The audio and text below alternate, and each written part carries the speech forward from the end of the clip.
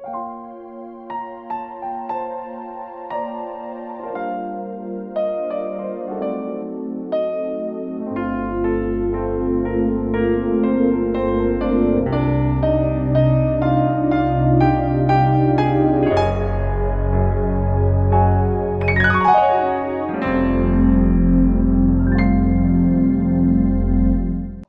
Tuhan, haleluya.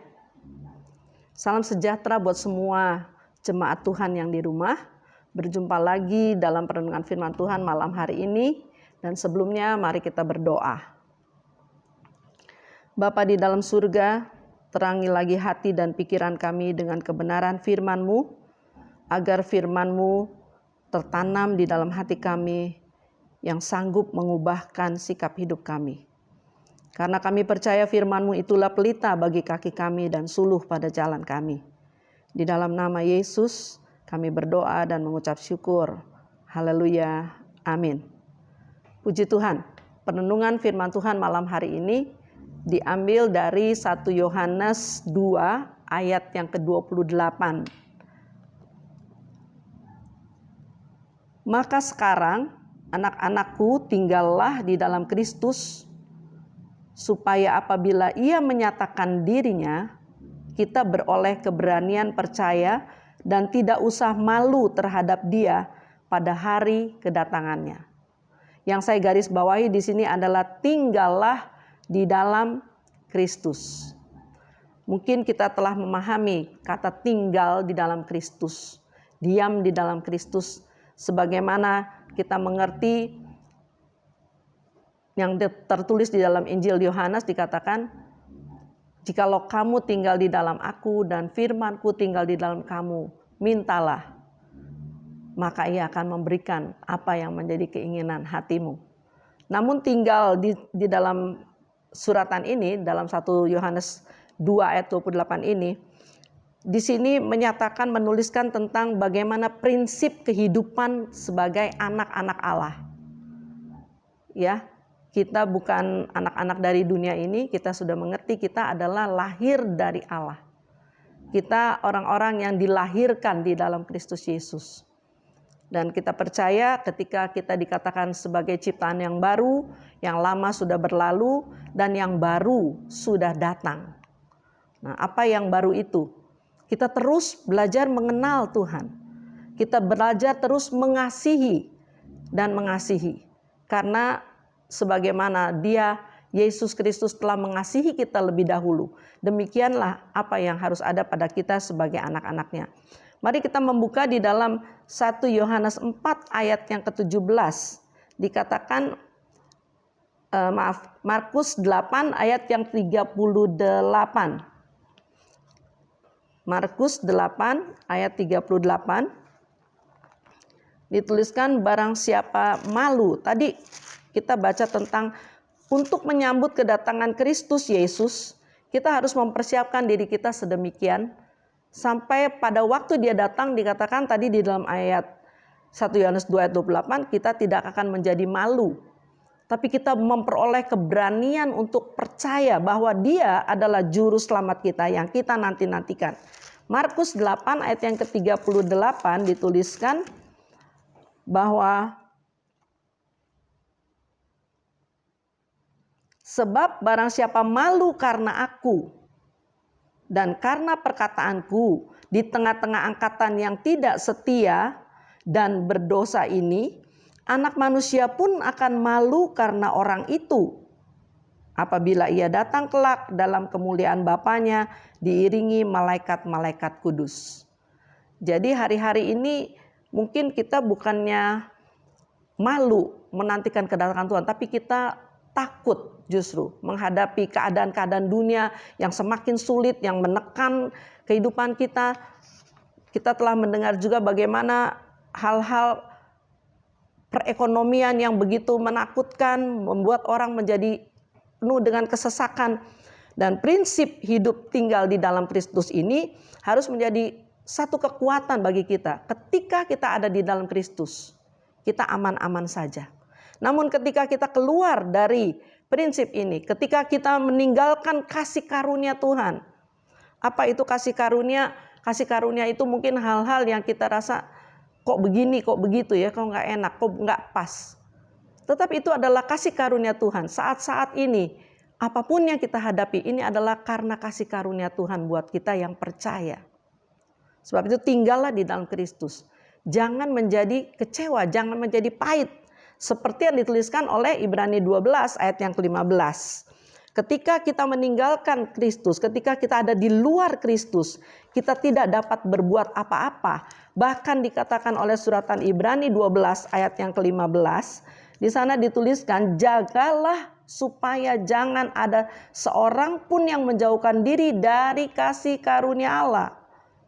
Agar jangan tumbuh akar yang pahit, yang menimbulkan kerusuhan, dan yang mencemarkan banyak orang. Kalau kita mundur ke ayat 14 dikatakan, berusahalah hidup damai dengan semua orang. Ya, mungkin hari-hari ini ada yang tidak membuat kita menjadi damai, tapi kejarlah, berusahalah hidup damai dengan semua orang, dan kejarlah kekudusan. Sebab tanpa kekudusan tidak seorang pun akan melihat Tuhan. Tidak seorang pun dapat tinggal di dalam Tuhan. Kita tidak bisa melekat di dalam Tuhan yang kudus. Sebab ada bagian ayat Alkitab katakan, kuduskanlah Kristus di dalam hidupmu, di dalam dirimu. Ya, biarlah kita menjaga kehidupan kita sedemikian supaya jangan ada hal-hal yang bertentang-tentangan di antara kita satu dengan yang lain. Sebagaimana tadi dituliskan oleh Markus, mungkin kita akan ada di tengah-tengah angkatan yang tidak setia dan berdosa. Ya. Tadi Markus 8 ayat 38 katakan kita ada di dalam angkatan yang tidak setia dan berdosa ini. Tetapi kita bukan orang-orang yang berbuat dosa lagi. Orang-orang yang telah lahir di dalam Kristus, yang telah dilahirkan di dalam Kristus Yesus, tidak berbuat dosa lagi. Sekalipun dosa masih mengintip, tetapi kita tidak inginkan hidup dalam berdosa lagi. Bahkan di dalam 1 Tesalonika 2 ayat yang ke-19. 1 Tesalonika 2 ayat yang ke-19. 1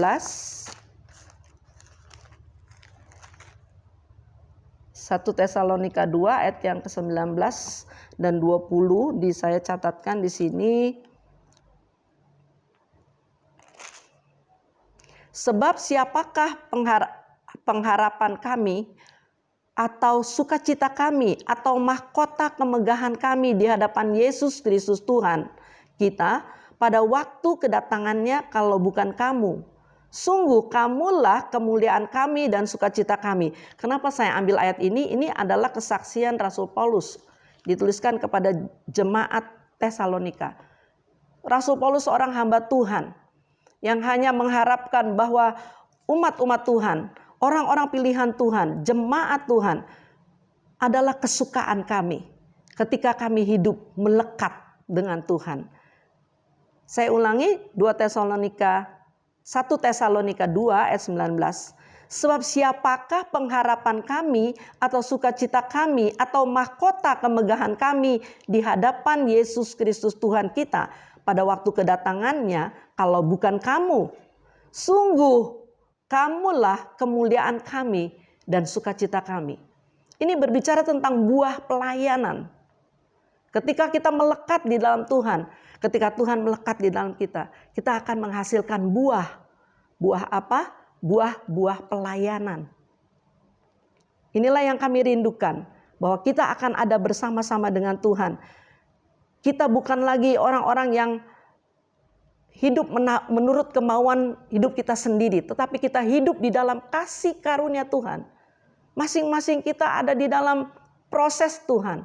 Masing-masing kita dibawa oleh Tuhan untuk semakin hari dibuat menjadi serupa dengan Dia. Karena itu adalah tujuan Kristus, untuk kita dapat sampai kepada hari kedatangannya. Dan kalau kita lanjutkan, saudara, kita membaca di dalam 1 Korintus 6 ayat yang ke-17. Di sana dikatakan, barang siapa mengikatkan diri kepada Tuhan. Ya, 1 Korintus 6 ayat yang ke-17. Saya baca supaya lebih jelas. 1 Korintus 6 ayat 17. Tetapi siapa yang mengikatkan dirinya pada Tuhan. Mengikat, saudara. Ada nggak yang mau diikat? Semua orang mau hidup bebas.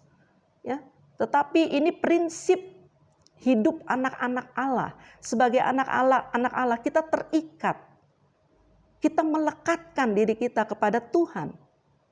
Sehingga aman dalam lindungan Tuhan. Saya ulangi, tetapi siapa yang mengikatkan dirinya pada Tuhan, menjadi satu roh dengan Dia. Puji Tuhan. Ya, roh di sini bukan R besar, tapi R kecil.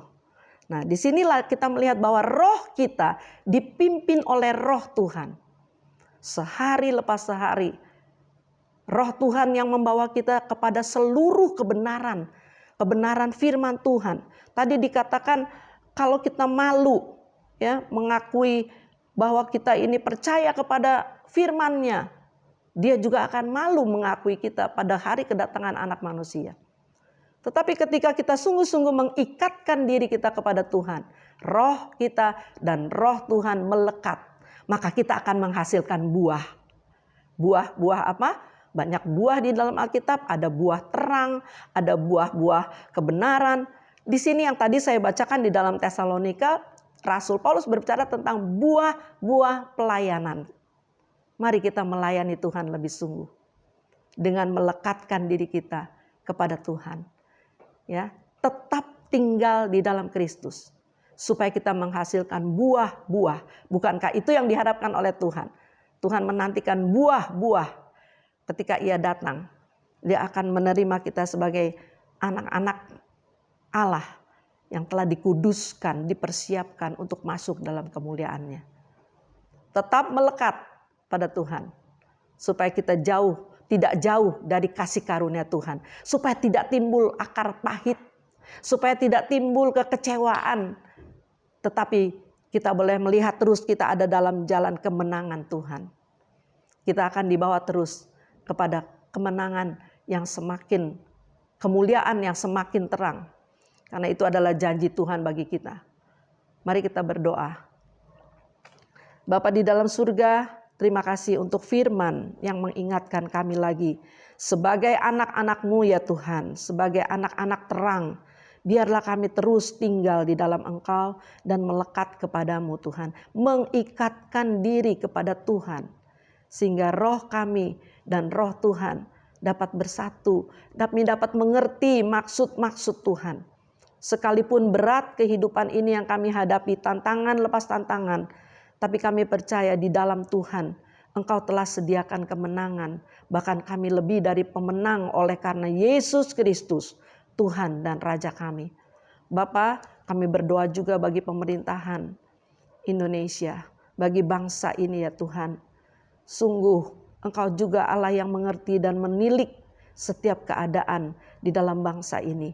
Kami berdoa lagi di dalam nama Yesus bagi orang-orang yang masih jauh daripada kasih karunia-Mu Tuhan. Jamahlah mereka Tuhan.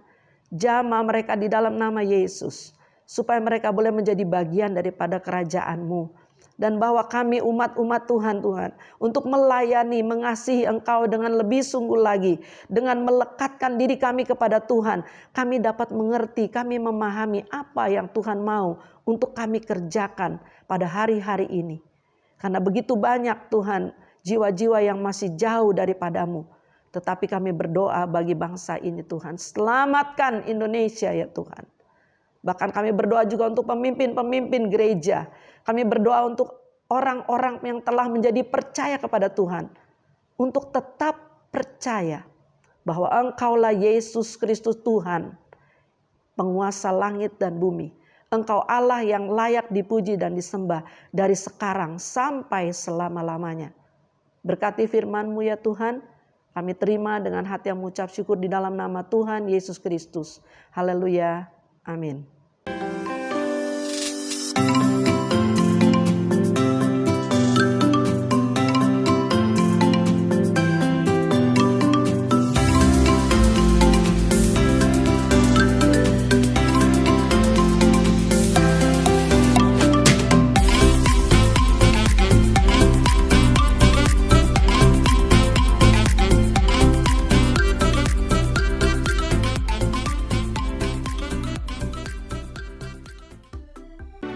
gerejaku adalah rumahku.